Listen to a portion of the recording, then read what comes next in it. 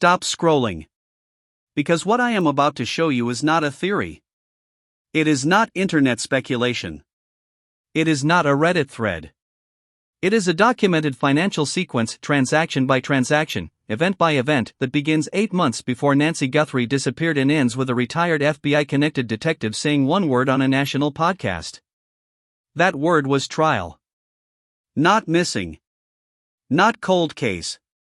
Not unsolved. Trial. And once you understand what that word means in the context of everything this investigation has uncovered, the sealed 911 call, the car held for 40 days, the masked figure at 1:47 in the morning, the pacemaker that recorded a stress response and then went dark, you will not be able to look at this case the same way again. I need you to stay with me for the next few minutes because this is the episode where everything connects. The financial trail. The final dinner. The 14 hours of silence. The boxes leaving $1 million home before any court declared its owner dead. This is not where the story ends. This may be where it finally begins. Before we follow the money, we need to remember the woman. Nancy Guthrie is 84 years old. She is a mother, a grandmother, and a deeply faithful woman who never once missed Sunday church. She raised her children largely on her own, working quietly, sacrificing without complaint, building a life through decades of discipline and persistence. For years she lived in a beautiful home nestled in the Catalina foothills of Tucson, Arizona.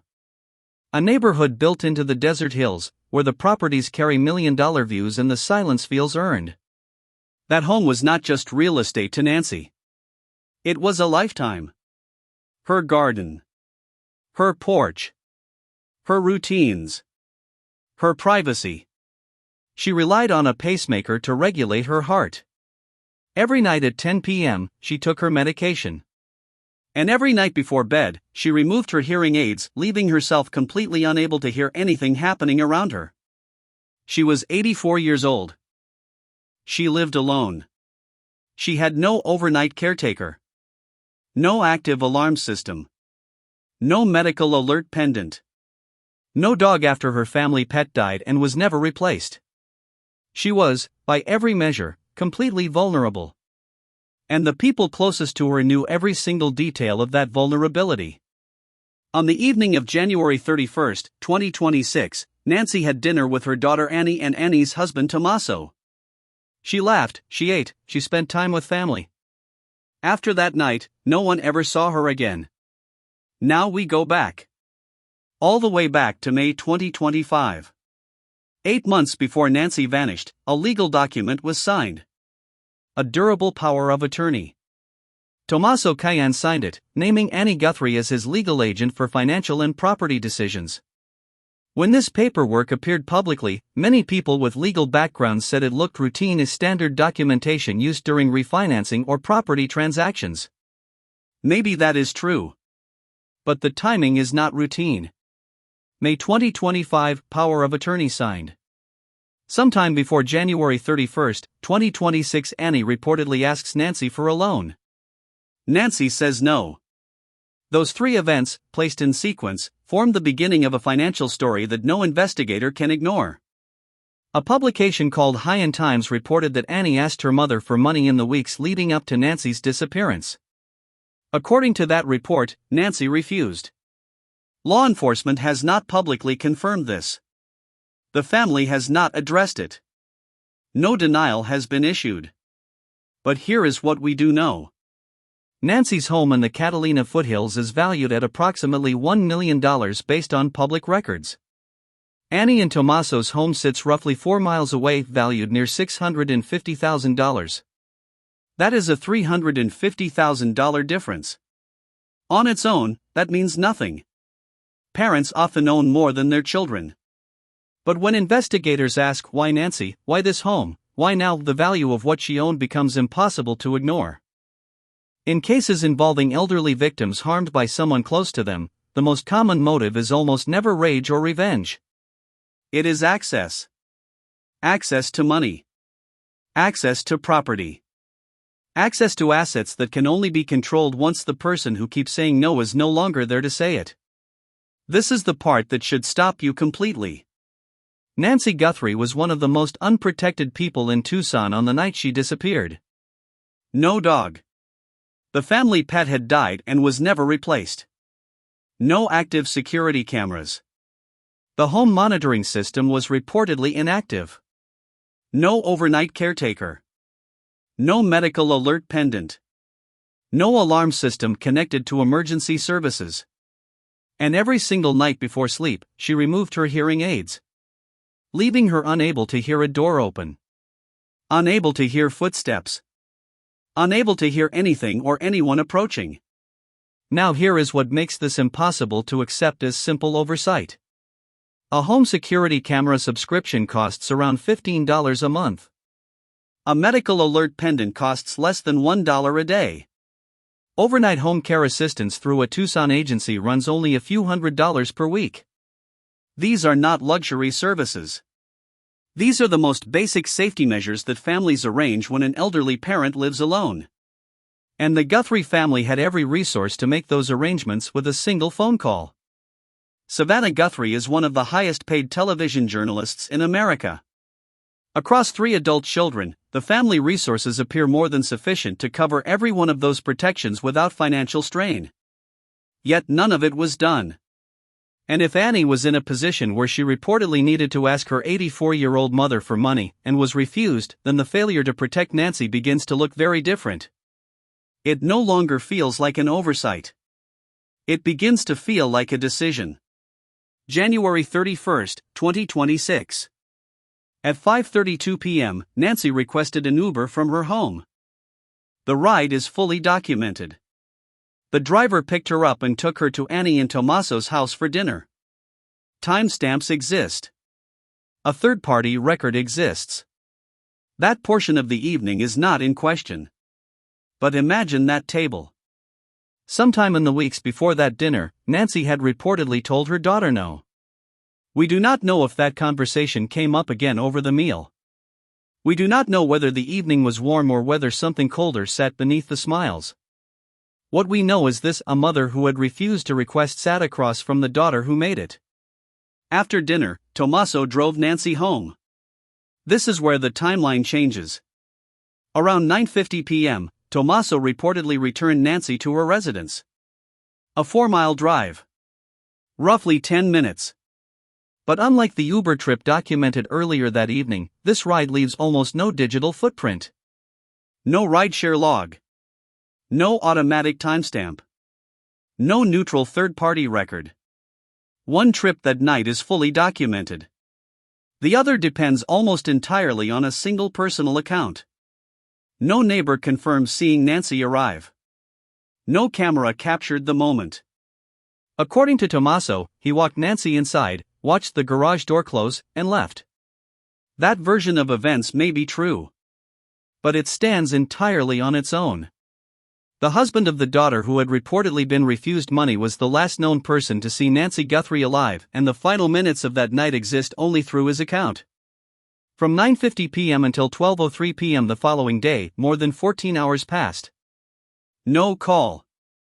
No text. No welfare check. No drive past the house. Nothing from the family living 4 miles away.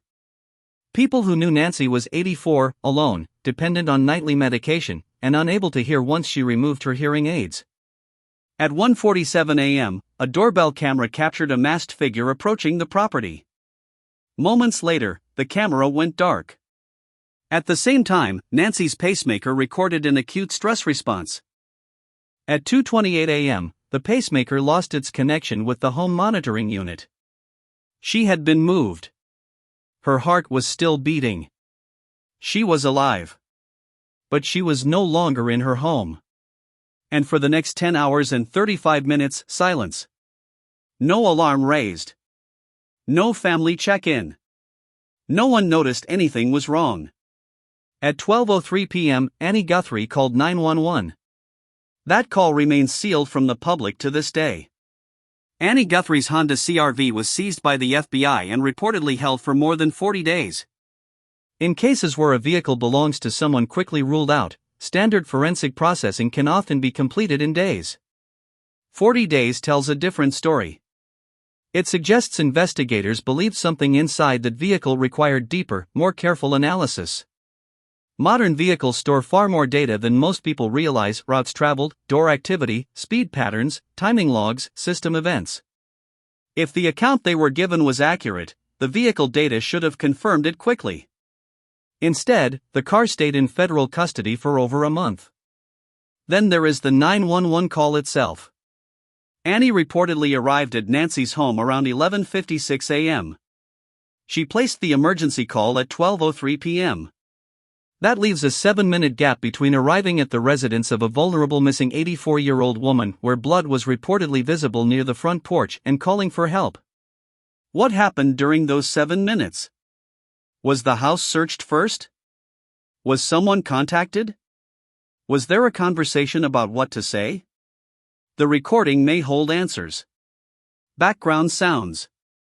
Other voices. The caller's tone in the first unfiltered moment of real time. Those details matter deeply in serious investigations, and in this case, they remain sealed. A retired detective addressed this directly on a national podcast. He suggested the call may contain sensitive investigative information that detectives are not ready to release. Then he added one word. Trial. Not a theory. Not a possibility. Trial, a word that implies charges, implies an arrest, implies investigators believe this case is not ending as a mystery but as a prosecution. And then the boxes. In April, photographs surfaced showing people removing items from Nancy's home. Annie's vehicle was visible. Nancy has not been declared dead. No death certificate exists. No probate process has been opened publicly. No court order authorizing removal of property from the home of a woman still listed in an active federal missing person investigation has been made public. Yet boxes were leaving anyway. One reporter covering the case asked a simple question publicly: who plans to move into Nancy's home? The comment that spread fastest was blunt. Someone who could not afford their own bills. It went viral because many people had already begun to suspect money was driving this case. The boxes simply gave those suspicions a face. Behind the public debate, forensic work has continued. A hair sample recovered from Nancy's home was reportedly sent to the FBI lab at Quantico and to outside specialists. Genetic genealogy experts were brought in, the same discipline used to solve cases that once seemed impossible. Early database results reportedly found no direct criminal match. If accurate, that suggests the person connected to that sample has no prior arrest record, no criminal background, no obvious reason to stand out. Not a career criminal. Not a random stranger. Possibly someone who appeared completely ordinary. And there is one family member almost no one discusses. Nancy has a son. His name is Cameron. He is Annie and Savannah's brother. Through 3 months of one of the most publicized missing person cases in the country, Cameron has remained completely invisible. No press conference. No public statement. No interview. Not one word. Silence is not evidence. People grieve privately. Legal advisors sometimes counsel silence. But in a case where every family move has been studied, the total absence of one child raises questions investigators may already understand and the public does not yet. Where is Cameron? What has he been told? What does he know? In a case where every voice has been examined, the silence of one person has become its own mystery. Let us place everything together. May 2025, a durable power of attorney is signed. Tommaso grants Annie authority over financial and property matters. 8 months before Nancy disappears. Before January 31, 2026, Annie reportedly asks Nancy for a loan. Nancy says no. January 31, 5:32 p.m., Nancy takes a documented Uber to Annie and Tommaso's home for dinner. 9:50 p.m., Tommaso drives her back. No record. No witness. One account. 1:47 a.m., masked figure. Camera goes dark. Pacemaker stress response. 2:28 a.m., pacemaker disconnects from home monitoring unit. Nancy is moved. She is alive. 12:03 p.m., February 1. Annie calls 911. 14 hours after the garage door closed. Weeks later, Annie's car held by FBI for 40 days. April, boxes removed from Nancy's home. No death certificate. No court order. No public explanation. May 2026, reports circulate that someone may be planning to move into Nancy's residence. Each of these events, examined alone, can be explained.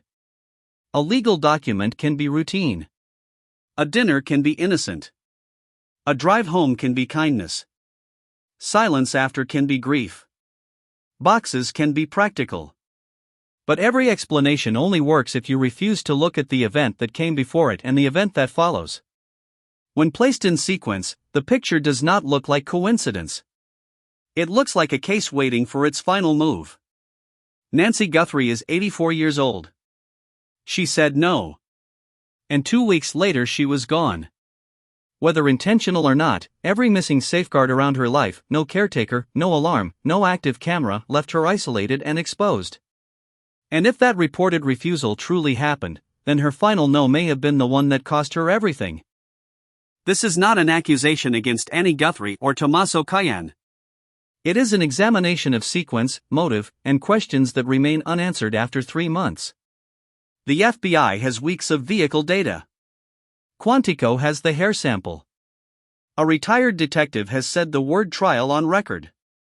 And NBC has quietly built an internal protocol for the moment breaking news arrives, because networks do not prepare for announcements they do not expect. If Nancy is still out there, every moment matters. She deserves to be found. She deserves answers.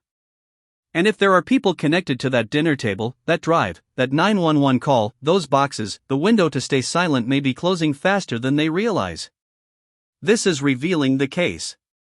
Stay with this channel, because when the next piece of this story breaks, you will want to understand everything that came before.